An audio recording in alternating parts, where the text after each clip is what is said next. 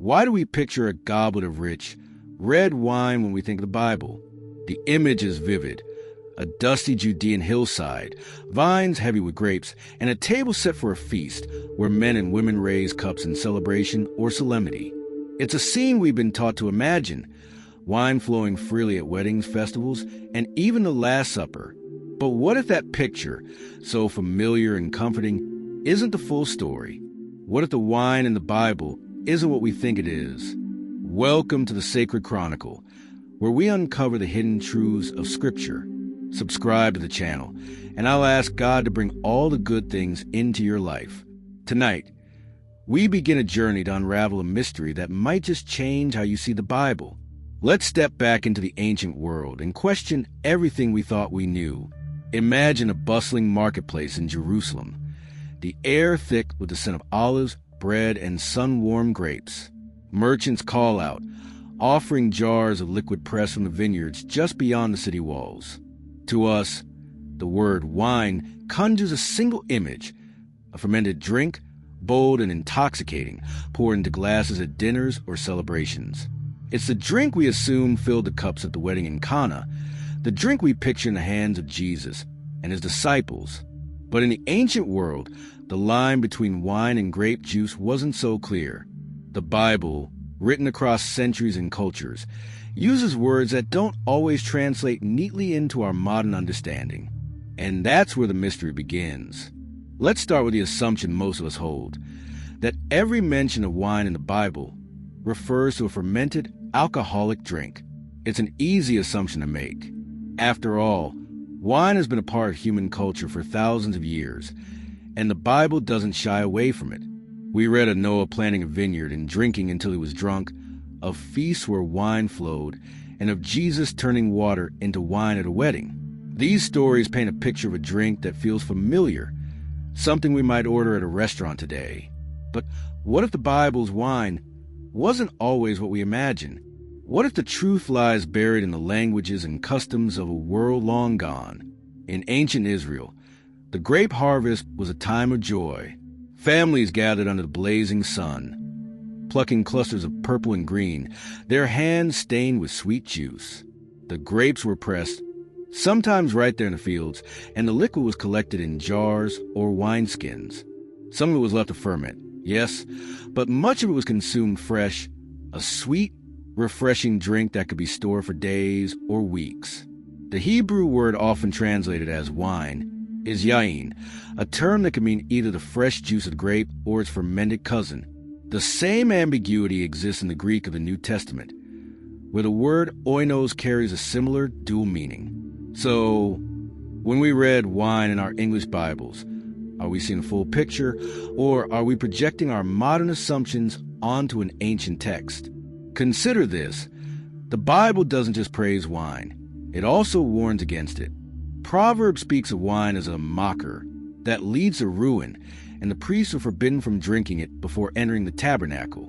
Why the contradiction? If wine was always a fermented, intoxicating drink, why would it be celebrated in some passages and condemned in others? This tension hints at something deeper, a truth waiting to be uncovered. The ancient world didn't have our modern methods of preservation. No refrigeration, no pasteurization. To keep grape juice from fermenting was a challenge, but not impossible. Boiling, sealing, or storing it in cool places could preserve its freshness. Could it be that some of the wine in Scripture was closer to juice than to the bottles on our shelves today? Picture a family in Nazareth, sitting around a low table at dusk. The father pours a dark, sweet liquid from a clay jar, and the children sip it eagerly. This isn't a scene of revelry or excess. It's a moment of simple joy, a gift from the land God provided. Yet, in our minds, we've painted a different picture, one shaped by centuries of tradition and translation. The question lingers, what was really in those cups? As we journey deeper into Scripture, we'll uncover clues that challenge our assumptions and reveal a truth that's been hiding in plain sight. The story of wine in the Bible is far more complex than we've been led to believe, and it's only just beginning to unfold. What if the words we read in our Bibles have been hiding a secret for centuries? Picture yourself in an ancient scribe's chamber, the flicker of an oil lamp casting shadows on parchment as he carefully copies sacred texts. Every word matters. Every letter carries weight. But when those words travel across languages and time, something gets lost. The story of wine in the Bible is one such mystery, buried beneath layers of translation and assumption. On the sacred Chronicle, we're peeling back those layers to uncover truth that might surprise you. Let's step into the world of ancient languages and discover what the Bible really says about wine. In the vineyards of ancient Israel, the grape was more than a fruit, it was life itself. Families depended on the harvest for sustenance, celebration, and even worship. The juice that flowed from the press was a gift from God, a symbol of abundance in a land where water was scarce. But here's where the mystery deepens. The Hebrew word yayin, so often translated as wine, didn't always mean the fermented drink we imagine. It could refer to the fresh, sweet juice straight from the grape, or to something stronger, aged in jars under the sun. In the Greek of the New Testament, the word oinos carries the same ambiguity. A single word, two meanings. How do we know which is which? Let's wander through the pages of the Old Testament, where the clues begin to emerge. In Isaiah 65, God promises a new heaven and earth, where new wine will flow from the hills. The Hebrew here is tyrosh, a word that often points to fresh, unfermented grape juice, a drink of blessing and purity. Yet, in other passages, Yayin appears alongside warnings. Proverbs 20 verse 1 declares, "Wine is a mocker, strong drink a brawler," urging caution against its effects. Why the contrast? One word seems to sing of joy, while another whispers of danger. The answer lies in context, a context our modern translations don't always capture. Imagine a priest standing before the tabernacle, his robes dusted with the desert's red sand. Leviticus 10 verse 9 forbids him from drinking yayin before entering God's presence, lest he cloud his judgment or defile the sacred space. Was this a warning against drunkenness? Or was the drink itself seen as unfit for such a holy moment? Some scholars argue that yayin here could include even lightly fermented drinks, but others point to cultural practices. Fresh grape juice was often preferred for sacred rituals, preserved carefully to avoid fermentation. The tension between these meanings pulls us deeper into the mystery. What were the ancients drinking, and why did it matter? Let's pause at a scene from daily life in Judea. A family gathers at twilight, their table set with bread, oil, and a jug of dark liquid pressed from a morning's harvest. The children drink without hesitation, their laughter filling the air. This isn't a scene of excess. It's a moment of gratitude for God's provision. In the ancient world, preserving grape juice was an art. Boiling it into a thick syrup or storing it in cool, sealed jars could keep it fresh for weeks. Fermentation wasn't always a goal. Sometimes it was a risk to be avoided. Yet, our English Bibles rarely distinguish between these drinks, lumping them all under wine. It's as if we've been reading a story with half the pages missing. Consider the Song of Solomon, where the lover's voice compares love to sweet wine. The word here is yayin, but the context paints a picture of something pure and delightful, not intoxicating. Could this be a clue that yayin often meant fresh juice in moments of poetry and praise? The more we explore, the more we see that the Bible's language is a tapestry, woven with threads of culture, custom, and care. The truth about wine isn't just about what was in the cup. It's about what those cups meant to the people who raised them. As we stand at this crossroads of language and history, the question lingers. If the Bible's word for wine are so flexible, what does that mean for the stories we hold dear? The wedding at Cana, the Last Supper. Could these moments carry a different flavor than we've imagined? The answer is waiting, hidden in the texts and traditions of a world long past. Let's keep walking this path, because the truth is closer than we think. Picture a wedding feast in Cana, the air alive with laughter, music, and the clink of clay cups.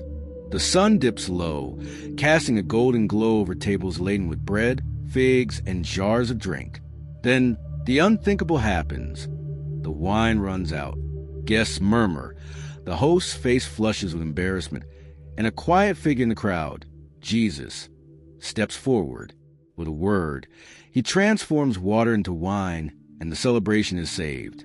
But what was in those jars? Was it the heady, fermented wine we imagine, or something else entirely?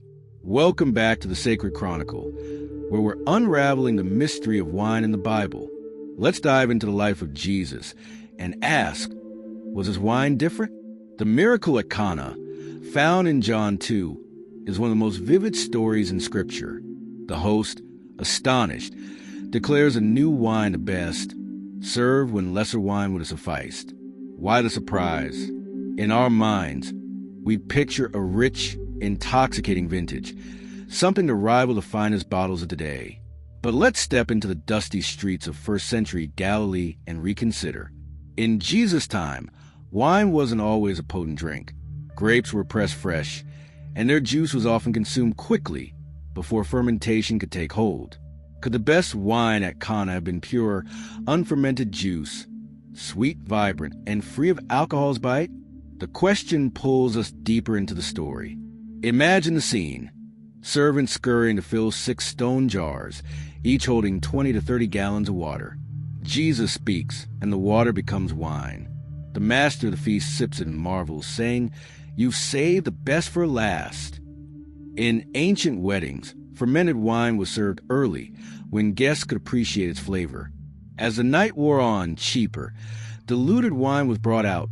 Guests, already merry, wouldn't notice. But Jesus' wine breaks the pattern. Its quality stuns a host, suggesting something extraordinary. Some scholars argue this best wine was fresh grape juice, prized for its purity and sweetness in a culture that valued such drinks for their clarity and taste.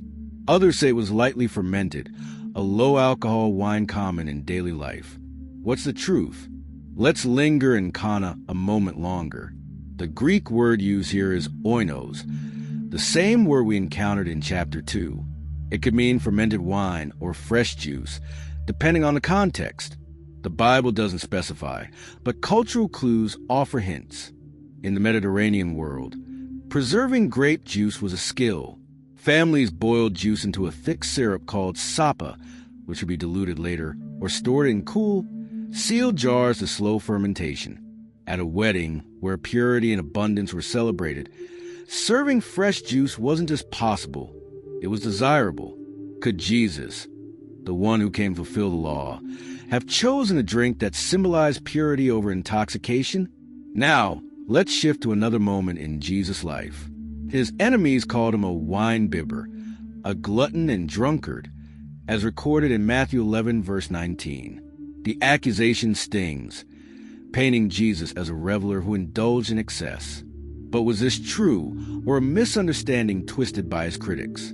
The Pharisees, strict in their observance, often clashed with Jesus over his relaxed approach to tradition. He ate with sinners, attended feasts, and didn't fast like John the Baptist's disciples.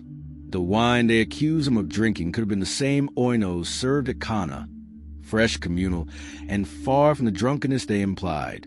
Jesus' response doesn't deny drinking. Instead, he points to his works as proof of his character. The accusation, then, may reveal more about his enemy's biases than his actions. Step back into the wedding feast one last time. The guests raise their cups, unaware of the miracle that filled them. The bride and groom laugh, the music swells, and Jesus watches quietly from the sidelines. The wine, whether juice or something stronger, carries a deeper meaning. It's a sign, John says, of Jesus' glory, a glimpse of the kingdom he came to bring. But the question remains, what was in those cups? As we move toward the Last Supper in our next chapter, the mystery of the wine grows richer, pulling us closer to the heart of Jesus' mission.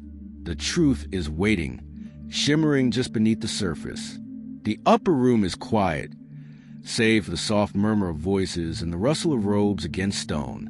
A single lamp flickers, casting shadows on the faces of 12 men gathered around a simple table. Jesus, their teacher, lifts a cup, his eyes steady and full of purpose. "This is my blood of the new covenant," he says, "poured out for many." The words hang in the air, heavy with meaning.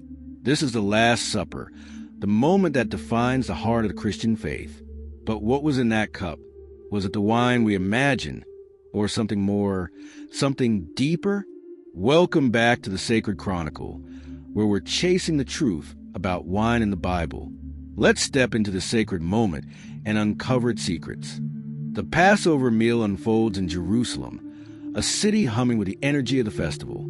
Families crowd into homes, their tables set with lamb, bitter herbs, and unleavened bread. The cup Jesus raises is part of this ancient ritual, one of 4 cups drunk during the Passover to recall God's deliverance of Israel. The Greek word in the Gospels is Oinos, that familiar term we've met before, meaning either fermented wine or fresh grape juice. But in this moment, the question of fermentation feels almost secondary. The cup's true weight lies in what it represents, a covenant sealed in sacrifice, a promise of redemption. Yet, the mystery of its contents lingers, pulling us into the heart of the scene. Picture the disciples, reclining on cushions, their hands stained with the meal's remnants. The room smells of roasted meat and the faint sweetness of the drink in their cups. In Jewish tradition, the Passover wine was often diluted, sometimes heavily, to symbolize moderation and mindfulness during a holy feast. Some sources suggest a drink could be fresh grape juice, especially for a meal tied to purity and remembrance. Jesus, who fulfilled the law in every detail, might have chosen a drink that reflected this purity, a juice untainted by fermentation, mirroring the spotless lamb of the Passover. But whether it was juice or wine, the act of sharing it was what mattered most. Let's linger here. In the dim light of the upper room, Jesus passes a cup, and each disciple drinks, their eyes fixed on him. The Gospels don't dwell on the drink's nature, but they emphasize its meaning. This cup is the new covenant in my blood. The focus is on the blood, the sacrifice, the promise of forgiveness. In the ancient world, covenants were sealed with shared meals, and drinks carried deep symbolic weight. Whether the cup held fresh juice or fermented wine, it was a vessel for something greater, a sign of unity, of God's presence among his people. Could it be that we've been so caught up in the question of alcohol that we've missed a deeper truth? Consider the context of Jesus' life. He was called a wine bibber by his critics, yet his actions were marked by restraint and purpose. At Cana, he provided a drink that amazed the host, but it was his power, not the drink itself, that shone. Now, at the Last Supper, the cup becomes a bridge between the old covenant of the Passover and the new covenant of his sacrifice. In Jewish homes, grape juice was often preferred for sacred moments, preserved carefully to avoid the taint of fermentation. Some early Christian communities continued this practice, using unfermented juice in their communion to honor the purity of Christ's offering. Could Jesus have done the same? Choosing a drink that reflected his sinless nature? Step back into the upper room one more time. The disciples don't yet grasp the weight of this night. Judas will betray, Peter will deny, and the cross looms just hours away. Yet, in this moment, Jesus offers them a cup, not just a drink, but a symbol of his life poured out. The debate over whether it was wine or juice fades in the face of this truth. The cup was about communion, about a God who draws near to his people. As we move toward our final chapter, the question remains, how does this moment reshape our understanding of wine in the Bible? The answer is closer than ever, waiting to be uncovered. The sun sets over the hills of Judea, painting the sky with hues of amber and rose. A farmer stands among his vines, his hands brushing against clusters of grapes, heavy with the promise of harvest. For centuries, these grapes have told a story of joy, of sacrifice, of God's provision. But what if we misunderstood that story? What if the wine we picture in the Bible's feasts, miracles, and sacred moments isn't what we thought? Welcome back to the Sacred Chronicle, where we've journeyed through ancient texts and traditions to uncover the truth about wine in Scripture. Tonight, we weave these threads together and find a new way to see the Bible's most iconic drink. From the vineyards of Noah to the upper room, the Bible story of wine is richer than we ever imagined. We began with a question: why do we assume the wine in Scripture is the same as our modern bottles? We discovered that words like Yayin and Oinos carry a dual meaning. pointing to fresh grape juice as often as fermented wine. In the Old Testament, we saw warnings against wine's dangers alongside praises of its sweetness, a tension that hints at a broader truth. At Cana, Jesus turned water into a drink that stunned the host, possibly a pure, unfermented juice that spoke of abundance and joy. And at the Last Supper, the cup he raised was less about its contents and more about the covenant it sealed, a promise of redemption. Let's walk one last time through these ancient scenes. Picture a family in Bethlehem, gathered around a table at harvest time. The mother pours a dark, sweet liquid from a clay jar, and the children's eyes light up. This is Tyrosh, the new wine of Isaiah's prophecies, a drink of blessing, untainted by fermentation. In the ancient world, such juice was a treasure, preserved with care to capture the grape's purest essence. When the Bible speaks of wine in moment of worship or celebration, could be pointing to this gift of the vine, a symbol of God's goodness. The more we explore, the more we see that our assumptions about wine may have clouded the Bible's deeper message. Consider the miracle at Cana again. The host, surprised at the best wine, suggests something extraordinary. Perhaps a drink so pure it stood out in a world where fermentation was common. Jesus, who lived with intention and purpose, might have chosen a drink that reflected his mission, one of clarity, not intoxication. And in the upper room, the cup of the new covenant carried a weight far beyond its contents. Whether it held juice or wine, its true power was in what it represented. Christ's sacrifice, his blood poured out for humanity. The debate over fermentation feels small in the face of this truth, yet reminds us to question what we've been taught. This journey challenges us to rethink not just wine, but the way we read Scripture. The Bible was written in a world of dusty roads, stone jars, and sunlit vineyards, a world where words carried layers of meaning we've sometimes lost. By digging into those layers, we uncover a faith that's alive, vibrant, and full of surprises. The story of wine isn't just about a drink. It's about God's provision, from the grapes of Eden to the cup of salvation. It invites us to see Scripture with fresh eyes, to question our traditions, and to seek the truth beneath the surface. Imagine standing in that Judean vineyard at dusk, the air thick with the scent of ripe grapes. The farmer smiles, offering you a cup of fresh-pressed juice, sweet and cool.